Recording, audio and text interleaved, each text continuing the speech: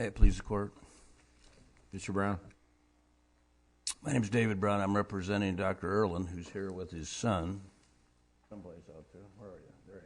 There you are. In this case against the Board of Medicine. Pretty straightforward case. We're not talking insurance contracts. We're not talking statutory schemes. It's pretty simple. Investigation done by the Board of Medicine on a licensed doctor. Well, you kind of hope maybe they'll just toss it out, or maybe get a letter of reprimand, or if things kind of go south, maybe they charge you, but you know what they're charging you with. And then you have a contested trial, and a judicial review, and an appeal. And these cases, as you can tell from looking at this record, take forever, and there was no trial. There was an investigation done, and the board sends a letter to Dr. Irland. Now, I've had a few of these cases over the years. I have never seen a letter of warning that actually is a sanction. There's no other way to read it. Even the Court of Appeals, when they looked at it, they said, well, it has all the markings of a sanction. It basically says, we're going to basically warn you. And then it says, you're going to write us a letter and tell you what you learned from this experience. I think I know what doctor learned from this experience. There's something terribly, really wrong with the way this was handled. Because then after that, it says, and, oh, by the way, we understand right now you're not practicing. But in the event that you do, give us notice, and we will have you clinically evaluated. Now, if that isn't a sanction, I really don't know what is.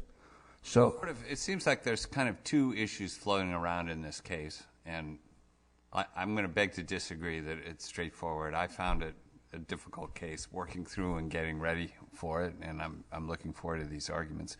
One of the issues is whether there's a sanction or not. Mm-hmm. And the other issue is whether there's final agency action. Now, don't you need both in order to be able to obtain judicial review at this point in time? Well, let me attempt to respond to that, Justice Mansfield. Number one, I don't know how it isn't final agency action. I mean, the reality is we've closed the case. It's a letter of warning. We're done. Okay? Except they're not done. So you say there's no sanction. Well, there is a sanction. You're going to write a letter within 60 days or whatever it is, and you're going to basically notify us if you're practicing medicine, and we're going to have you evaluated. Now, those are things that are certainly in an arsenal of sanctions that the Board of Medicine can do a lot of things if they want to sanction you. But the fact is, this guy hasn't even been charged. He's been sentenced. He's been sentenced. He hasn't been charged. He hasn't had a trial. Judge Danielson's opinion, Court of Appeals opinion, which, you know, he tried to navigate through these issues. Mm-hmm. And it seemed to me that what he concluded is there was a sanction but not final agency action, because if Dr. Irland returns to the practice, at that point, there will be an opportunity for a hearing. There will be an opportunity to contest the board's position if they take the position at the time that he needs to go through a competency evaluation. Am I missing something there? With all due respect, I think you are. And actually, I think Judge Danielson missed it too. The reality is he goes through the analysis, and then at the end he says, well, it has the markings of a sanction. I never heard that term exactly, but markings of a sanction. It kind of looks like a sanction. It looks like they've made very clear what he's going to have. And we don't even know that he's been charged with anything. And Judge Danielson doesn't get to that because we don't know what he's been charged with. We've never seen an investigative file. We've never seen a statement of charges. If there's probable cause, or if somebody suggested there was and nobody did, then basically they file a statement of charges, as we put in our brief, and you have a chance to respond to it. In this case, it's a private admonition. Congratulations. However, caveat, I still remember when I got the call about this. This is kind of an unusual letter. Yeah, it is. Very unusual. What's made me wonder, Justice Mansfield, is this. I wonder how many other doctors have gotten a letter like this. 6,000 plus doctors in the state of Iowa. You've got an agency that, to some degree, needs to be reminded by this court or the Court of Appeals on occasion. You do an investigation. There are rules of evidence that do apply, even to you. and or you follow the procedures. Now, the procedures they have is either it's a letter of warning, dismiss it, or you charge somebody with probable cause. They're not saying that. They're basically saying if you're going to do anything, they're putting the sanction before the charge. They haven't found probable cause of anything. I don't know. I'd kind of hate to go in the gulag and find out after I go in there, we hadn't thought about this, but there's a few things wrong with you. You notice how open-ended this is? Actually, in the opinion, and I appreciate the fact that Judge Danielson was having trouble going through it. I've had a lot of trouble going through it. But it seems to me at the end, who gets punished? The licensee. He gets bashed. There is no record. I heard the arguments before. There was a record. There was actually a case. There was something you could argue. There is no case here. Is this like a conviction without a trial? He can't return to the practice unless he undergoes a competency evaluation? No, he's been convicted. Yeah, I mean, we think what we're seeing on TV right now is a trial without witnesses and a trial without exhibits. Trust me, we have something here. There is no trial. There's not even an attempt to say it's a trial. Is it valid to say that it's not final, or he's not aggrieved yet because maybe he won't return, but if he does, he can contest it then? I think, frankly, that's not right.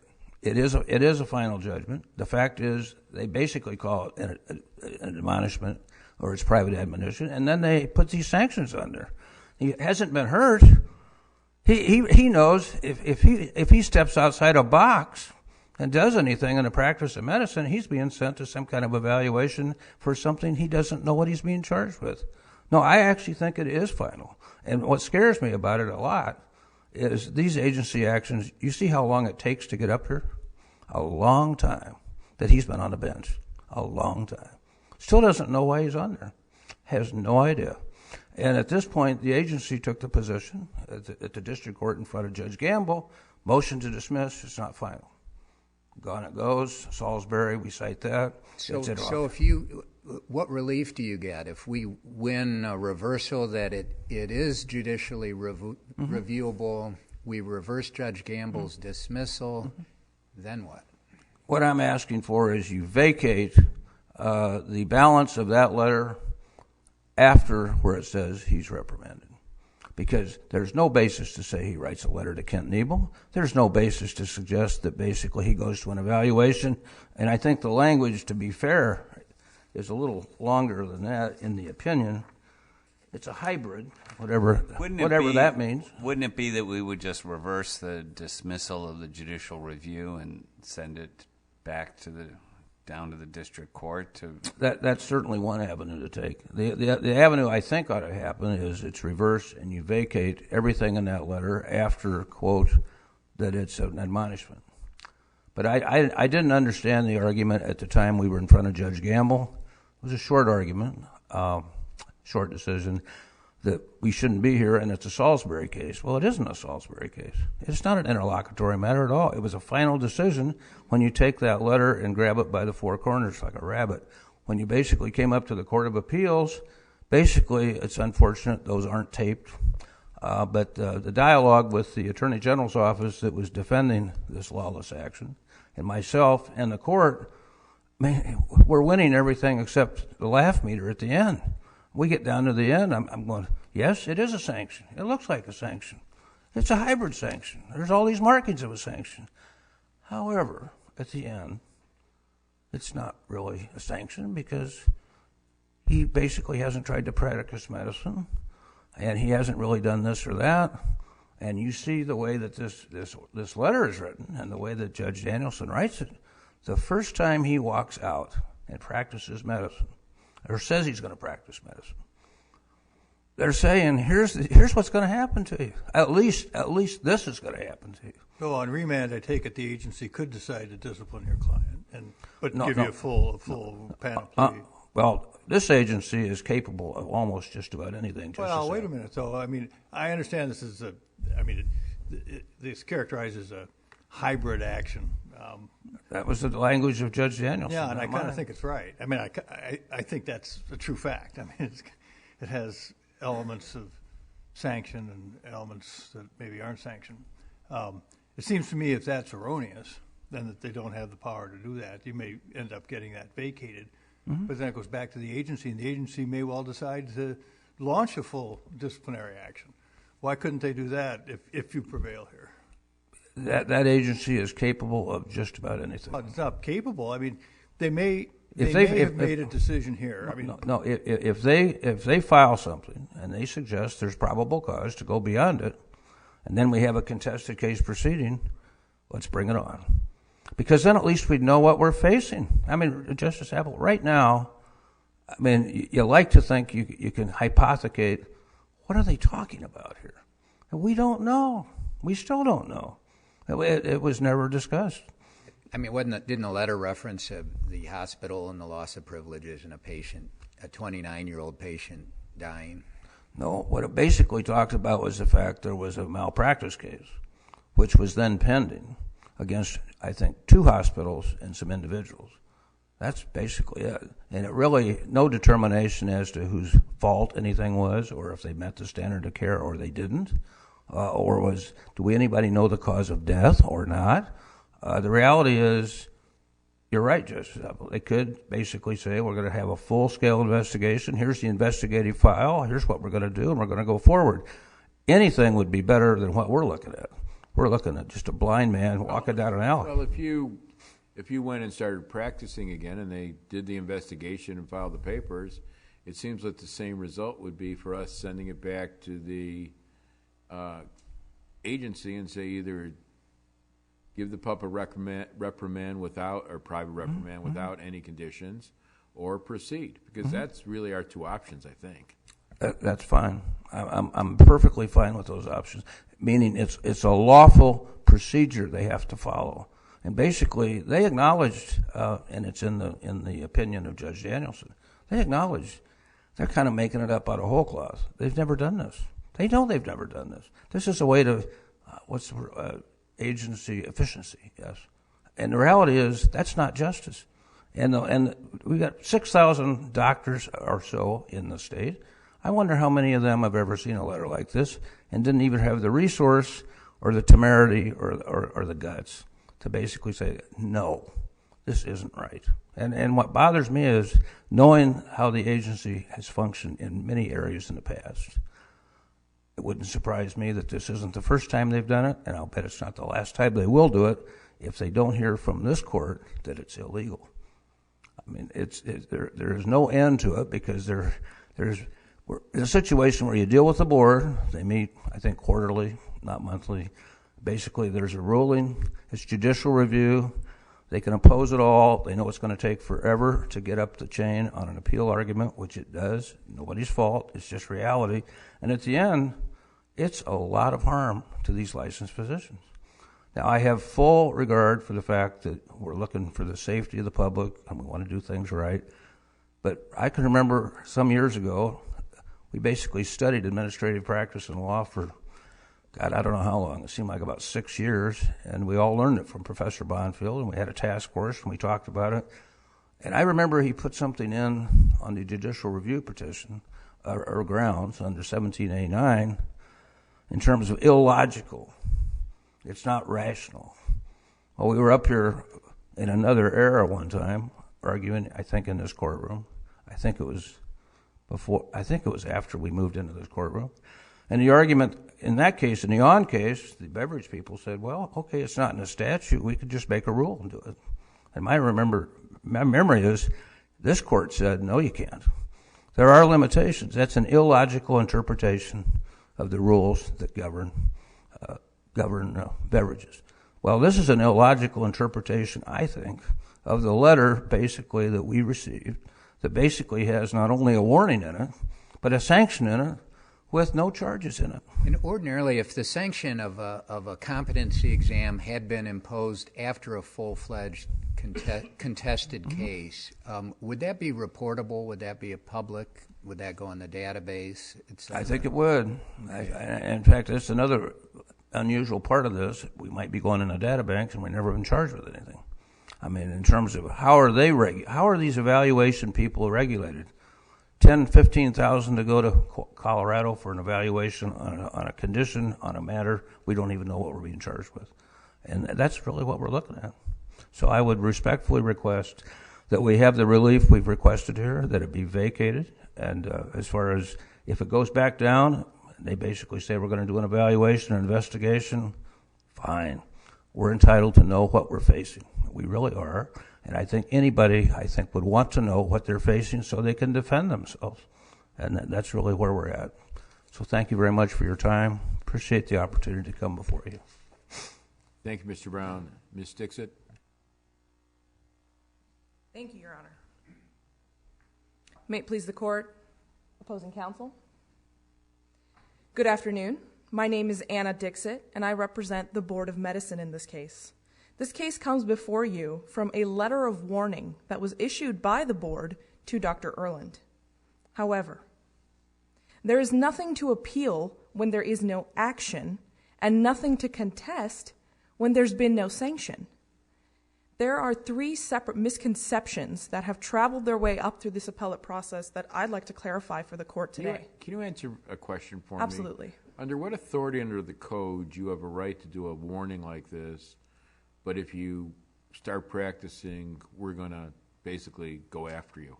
Where in the code does it give you that authority? Certainly, Your Honor. So this is one of the 3 misconceptions that I want to clarify. The result of Dr. Irland starting to practice again in the state would not have been a filing of a statement of charges. So opposing counsel has argued that how does it make sense that you can't have probable cause if you issue a letter of warning? But that's not the answer to my question. Where in the code are you allowed to tell somebody, this is a warning, but if you practice again, we're going to do something? I just want to know where in the code it is. So it's actually in our rules under Chapter 24, which says that we can issue a letter of warning when we don't have probable cause to discipline the individual, but that we are welcome to review and reopen the investigation should there be additional concerns. And that's exactly what was happening here. It went farther than we're going to reopen it. We're going to take action against you. That's a little different than saying we're going to reopen it. The letter actually did not say that we're going to take a specific action against you. What the letter said was... the board will take appropriate action, including issuing an order requiring you to complete comprehensive clinical competency evaluation. Yes, Your Honor, but that action is not a statement of charges. It's not a disciplinary action. Under Chapter 24, the board actually has the authority to issue a confidential competency evaluation. Now, this is different than what happens after a statement of charges has been filed. A confidential competency evaluation is actually an investigatory tool available to the board that allows them to gather more information. Does the doctor have a right under your rule to object to that? The order to have the confidential competency evaluation, absolutely he does, yes. And by putting this off into the future, have you deprived the doctor of a present right to challenge the board's action?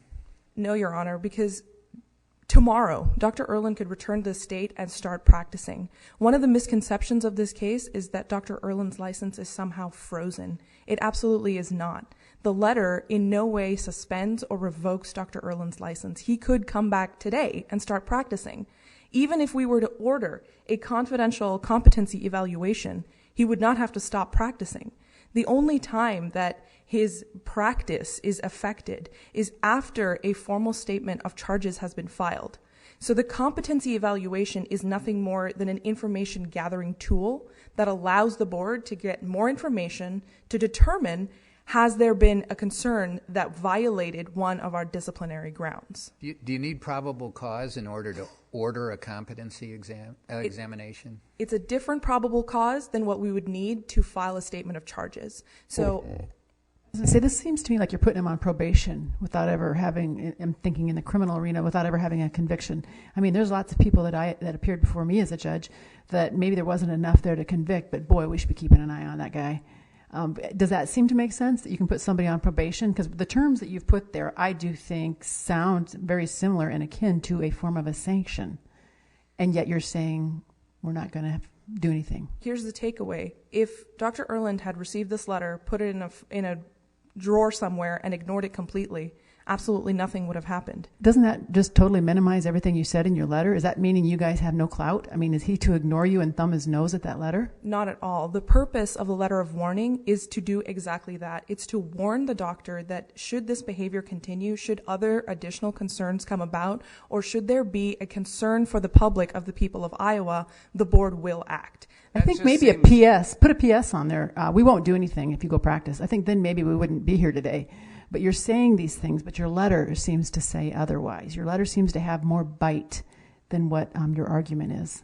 So had he failed to respond to the letter, which I believe he did not respond to the letter, absolutely no repercussions occurred. Had he come back and started practicing, he would not have been prevented from practicing. The board, whether they put that in the letter or not, would have been well within their jurisdiction to order a competency evaluation. We didn't have to warn him ahead of time, but we did. Do you do this in other situations, or is it as unique as Mr. Brown said? No, we do this in other situations. Why do you guys do it this way? Because we are actually trying to warn the licensee with as much information as we possibly can. But it does seem like Justice Christensen saying that your description of the legal effect of the letter seems very different from what the letter says, right? Isn't that a problem? I respectfully, Your Honor, I would disagree that the legal effect has a different effect. Well, the legal effect gives him a homework assignment of saying what he learned from the incident, and then essentially freezes his license, says you have to notify us if you want to start practicing, and at that point we will issue an order requiring you to complete a clinical competency evaluation. What you're saying the actual effect is, don't worry about the homework assignment, and you can go ahead and practice, put the letter in the drawer, and go on doing what you're doing, and we'll go after you if we have a problem. Isn't that right? No, Your Honor. What the actual letter says is that it advises a response from the licensee. It advises that the board be informed 60 days in advance of his return to practice. And the 60 days in advance is to allow the board, which meets every 6 weeks, to have a board meeting to discuss this case. And so you did put a chilling effect on his license because he has 60 days before he can start practicing. So you basically suspended him for 60 days if he wanted to practice tomorrow, because he has to give you a 60-day notice. No, he does not, Your Honor. Again, if he had refused to give us 60 days notice, nothing would allow us to take repercussion on that. There would be no repercussion from that. All that would happen is once the board received word that he was once again practicing in Iowa, the board would meet and decide whether the appropriate action is to reopen the investigation and issue a competency confidential. The problem is you're saying the board will do A when the letter says they'll do B. I mean, they're inconsistent with each other. Does he know that if he started practicing tomorrow that he didn't have to notify the board? And then you'll probably file a charge that he failed to notify the board. I mean, that's what that board does. Respectfully, Your Honor, I would absolutely disagree with that. Because the language in the letter says advise and not orders, that's the difference here. If the board had said, we order you to inform us 60 days ahead of time, then that may have been disciplinary. But it advises the licensee to inform us 60 days ahead of time. It advises the licensee to write us the essay talking about what he's learned. Let me shift gears and ask you about 272C3, the provision that the lower courts found cut off judicial review. So that says, notwithstanding the provisions of 17A, a determination by a licensing board that an investigation is not warranted or an investigation should be closed without initiating a disciplinary proceeding is not subject to judicial review pursuant to 17A and so forth.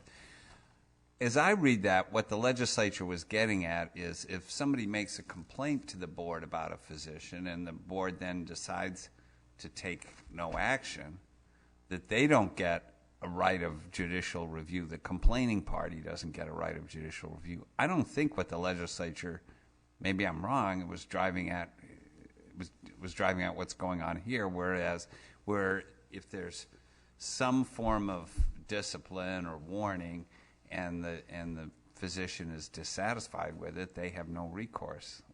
Am I missing something there? So, Your Honor, again, We would contend there's absolutely no sanction or discipline contained within this letter. And what 272C31D actually says is that if a board makes the decision, the final decision to close a file and close the complaint, then that decision is not subject to judicial review, whether it's the licensee raising it or the complainant. And it's significant that opposing counsel and Dr. Irland have argued time and time again that the board's decision to close the case should be considered a final decision and thereby reviewable, but have failed to address how 272C31D does not preclude them from that. Well, I can answer that, I think, because it does more than just close the investigation. It tells the doctor, unless you didn't mean it when you said it, that if you resume practice, you will be ordered to do a competency exam. So you've gone beyond closing it. So why isn't that subject to judicial review?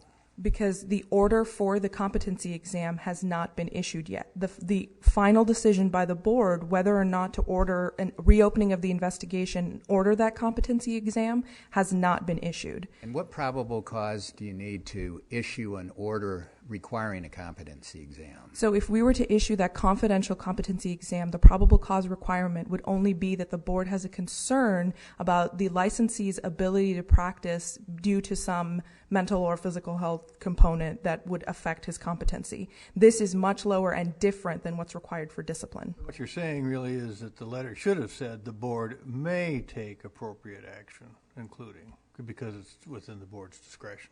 So the board will take appropriate action when Dr. Irland returns, and that could include ordering the competency exam.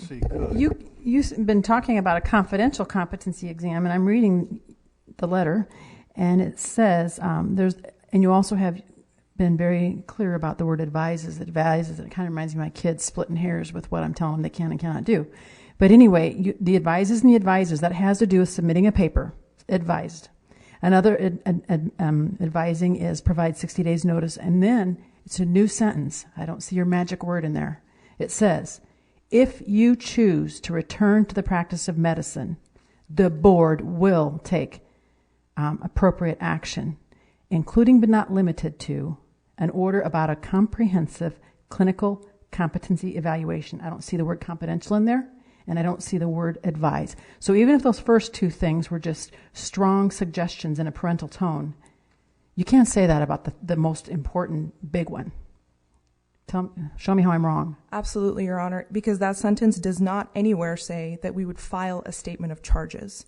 We cannot issue a letter of warning if we have probable cause for disciplinary action. The only circumstance in which we would issue a letter of warning is because we don't have probable cause. Opposing counsel is absolutely right in that.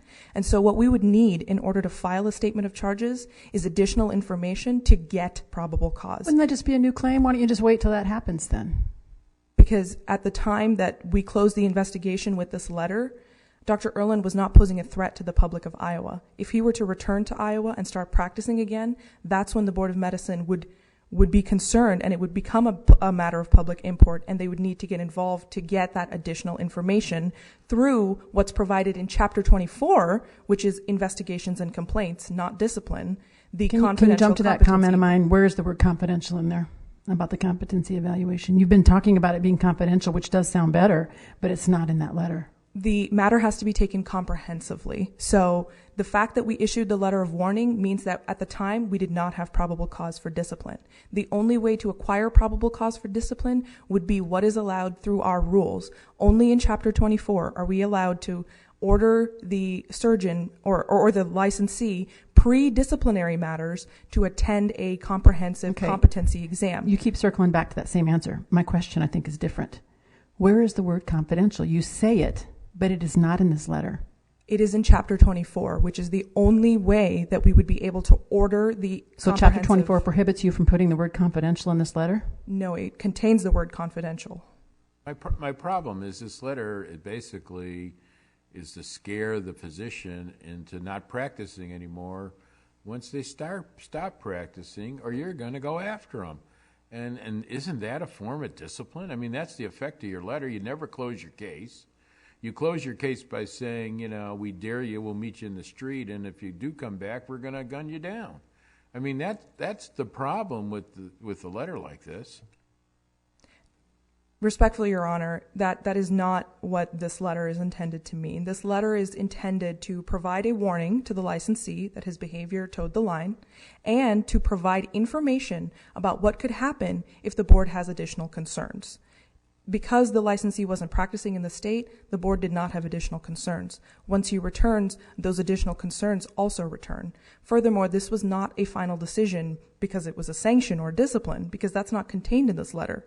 Thereby, it was not subject to judicial review. 272C31D explicitly carves out the final decision of closing an investigation against judicial review. Absolutely no action was required or ordered of Dr. Irland. If he had ignored this letter, absolutely no repercussions would have happened. The final order would have occurred after the board had issued an order for a confidential competency evaluation. And I see that my time has expired, so I thank you. Thank you very much. Any rebuttal?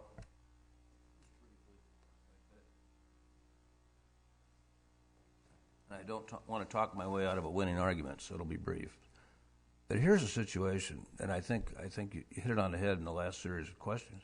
Assuming the doctor had gone to practice or he'd notified about practice, is there any doubt in anybody's mind that basically the board is coming after him? I mean, there's none. And the tone of that letter is not as benign as, look at chapter 24. No, but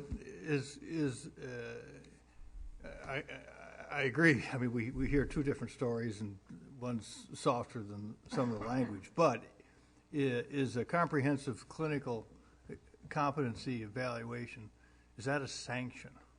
Yeah, it is. Really? Yeah. They have investigative power. If they have this low level of probable cause, they can issue an order. Correct me if I'm wrong, of course. They can issue an order for a comprehensive clinical exam.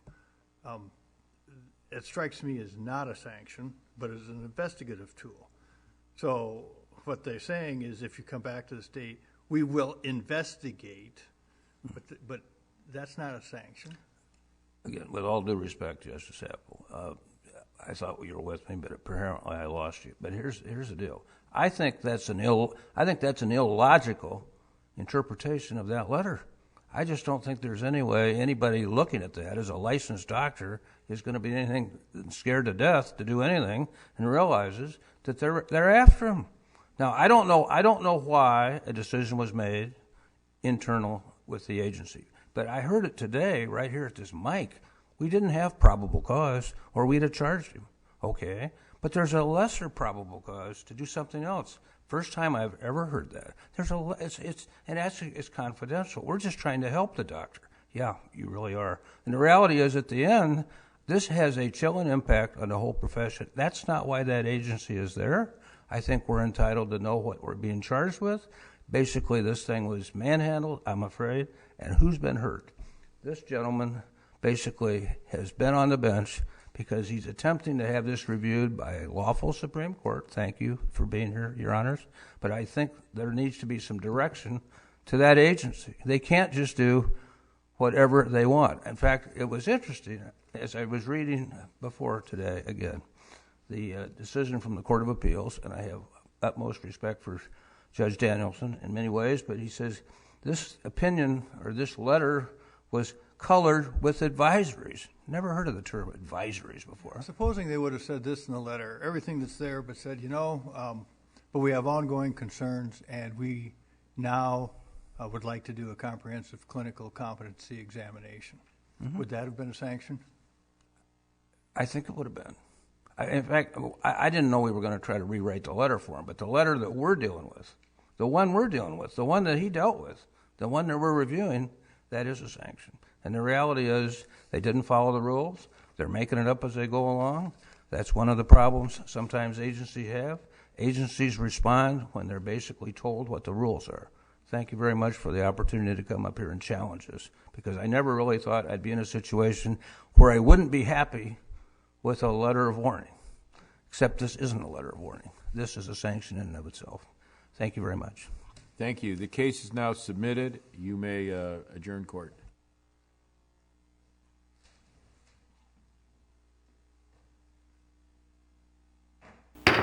Hear ye, hear ye.